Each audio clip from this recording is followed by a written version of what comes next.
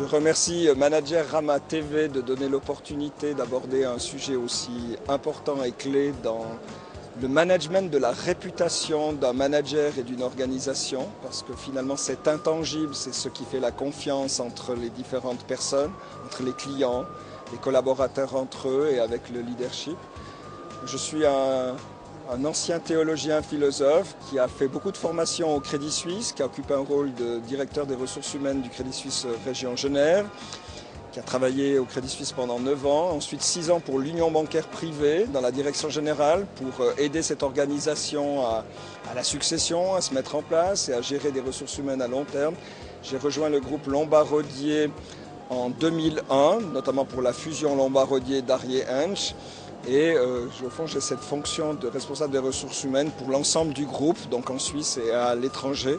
Je suis à la chance d'être à la tête d'une formidable équipe de jeunes ressources humaines qui sont extrêmement bien formés. Et je pense quelque part, j'ai eu la chance de cumuler de l'expérience, mais de me laisser nourrir par une équipe qui a d'autres idées, d'autres vues et qui permet de rester au contact de la réalité. Merci.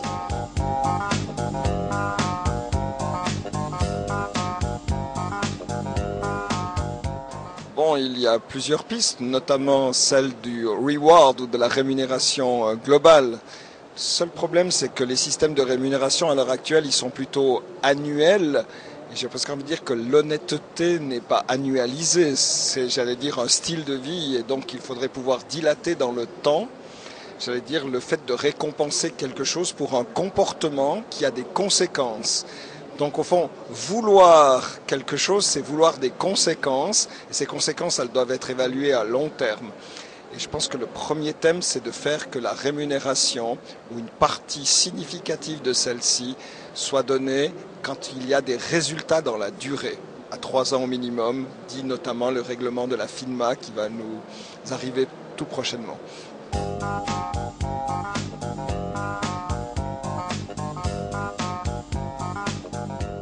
Je crois que toute personne, quand on tient un discours, on arrange son discours. J'allais dire, au fond, quelque part, le psalmiste le dit comme ancien théologien, c'est tout homme est menteur. Parce qu'on arrange la vérité pour pouvoir avoir la meilleure image possible, pour se sentir bien, pour avoir une nouvelle cohérence. Mais en fait, dans une entreprise, l'honnêteté se manifeste par un feedback vrai sur les réussites, sur les échecs, sur les comportements adéquats et sur les comportements non adéquats. Je pense que l'honnêteté, c'est celle du feedback. Et la plupart des entreprises à l'heure actuelle ont presque coutume de dire qu'elles ont un fort déficit feedback. On n'ose pas se dire les choses en ce qui concerne des résultats, des comportements, voire des attitudes qui ne sont pas en correspondance.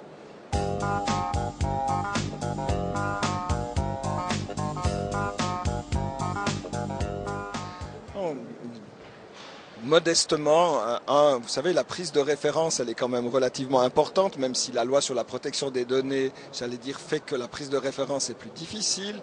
Le deuxième élément, c'est n'écoutez pas seulement ce que les gens vous disent, mais écoutez la structure verbale que les gens utilisent. La structure verbale vous révèle la structure mentale d'une personne.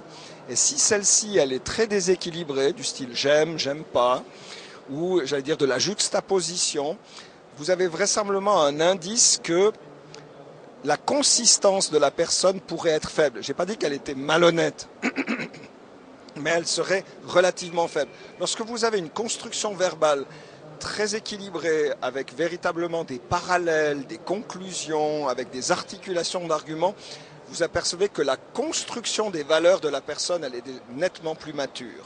Donc écoutons la structure de ce qui est dit plutôt que le contenu de ce qui est dit. Il y a peut-être l'autre chose comme approche. Il y a des gens qui, dans les entretiens, ils jouent des rôles. On leur apprend à faire des entretiens le mieux possible. Et peut-être quelque part, il faut oser casser l'approche des rôles pour dire, mais écoutez, bon, depuis 20 minutes, vous me dites des choses assez extraordinaires, j'ai l'impression d'avoir des informations super, mais c'est du papier glacé. Est-ce qu'on peut aller au-delà du papier glacé pour qu'on puisse véritablement avoir une conversation dans laquelle je peux vraiment vous rencontrer? Parce que si vous faites un rôle, et souvent les RH des fois, ils font des entretiens rôles, mais le but c'est pas de faire un entretien rôle, c'est véritablement de pouvoir faire une rencontre.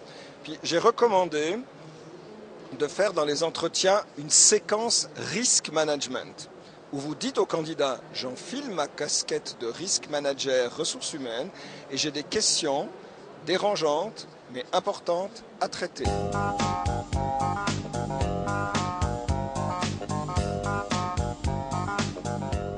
En ce qui concerne vos investissements financiers privés, vos dettes, votre santé, quel est votre style de vie, c'est quoi votre premier cercle de relations, le deuxième cercle de relations, quelle est l'image que vous projetez dans la société, quel feedback avez-vous de votre image dans la société. Dans le dernier entretien d'évaluation, quelles étaient les remarques qui vous semblaient celles qui vous appelaient à un changement ou à une formation supplémentaire ou un développement personnel. Donc véritablement d'aller challenger sur des choses précises. Et cette séquence qui est très dure pour quelqu'un qui travaille dans les ressources humaines, parce que d'habitude on est sociaux, sympa, séducteur, évaluateur. Mais là, véritablement, il faut obtenir des informations très précises et oser une séquence un petit peu comme l'audit interrogerait quelqu'un de façon musclée.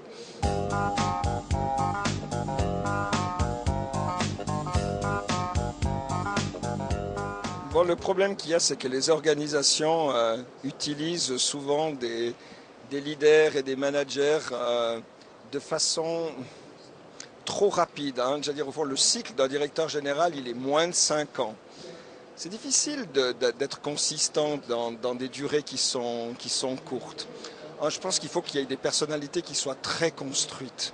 Et on repère souvent dans les entretiens, il faut demander qu'est-ce qui s'est passé avant 30 ans dans votre vie.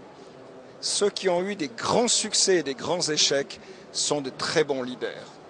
Et puis, pourquoi? Parce que quelqu'un qui a eu des grands succès et des grands échecs, il a été fracté, il a eu des failles, si on veut, dans son existence. Et donc, il est plus disponible à lire les émotions des autres et à guider ses propres émotions. Je pense que là, il y a un champ d'investigation qui est là.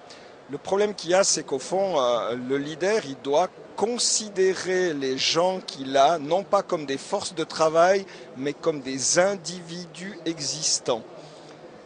Et le problème qu'il y a, c'est que souvent on parle en allemand de Bestände, c'est les effectifs à disposition, mais les effectifs, c'est des femmes, des hommes avec une vie.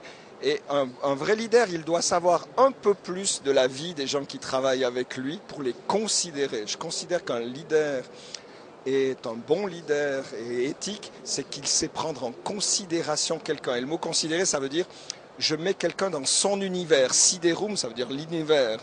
Et donc je sais quelle est sa place dans son univers. Et quand quelqu'un est comme ça, il est surveillé par un regard. Donc il va, par son regard, se caler sur les exigences éthiques de son environnement. Si vous êtes 18 000 avec un chef que vous ne voyez jamais, vous êtes une commodities et vous risquez de vous comporter comme une commodity.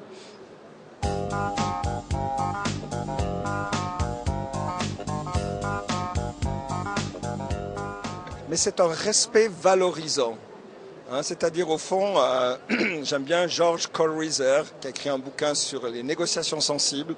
C'est un professeur de management à l'IMD qui a été longtemps un psychologue dans la prise d'otages aux États-Unis pour la police. Et il dit, au fond, si vous voulez être bon dans la négociation, vous ne devez pas être otage de quelque chose, vous-même. Et vous devez avoir un regard inconditionnellement positif sur autrui. Et j'allais dire, souvent, on a des filtres qui nous empêchent d'être inconditionnellement positifs sur quelqu'un. Ce qui n'empêche pas, si le jugement n'est pas adéquat, d'en tirer les conséquences aussi.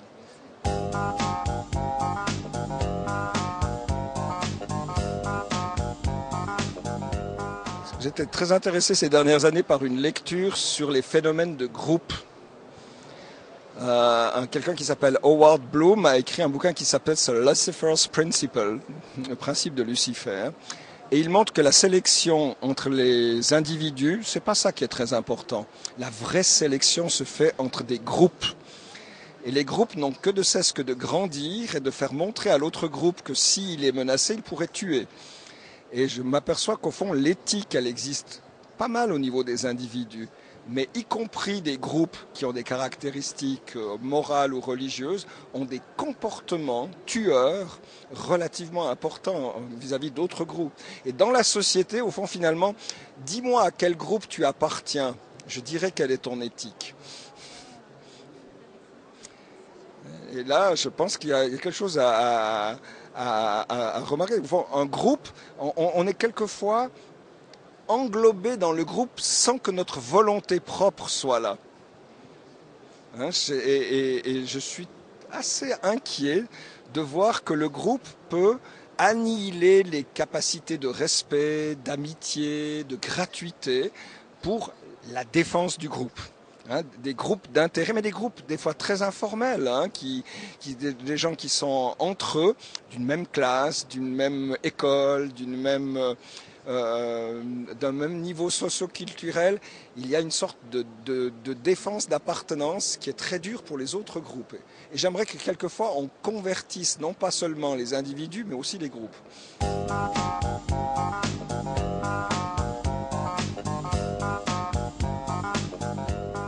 Mais en termes de formation, peut-être dans le domaine-là, je disais au fond, je suis un vieux disciple d'Aristote. Et Aristote dit que le vrai, le bon et le beau, c'est la même chose.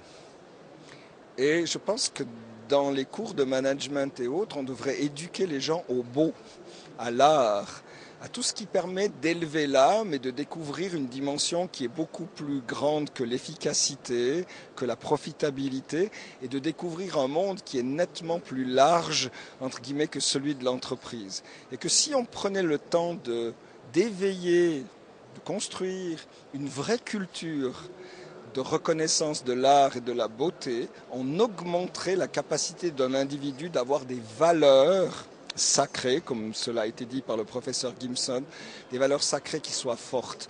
Et plutôt que de faire des injonctions moralisantes, franchement ça marche jamais, on sait aussi avec les enfants, c'est d'élever l'âme à une dimension qui n'est pas simplement celle du profit à court terme. Et de dire que quelque part il y a une dimension qui traverse notre histoire, qui est plus grande que notre histoire, que nous-mêmes, et qu'il y a une beauté qui reste.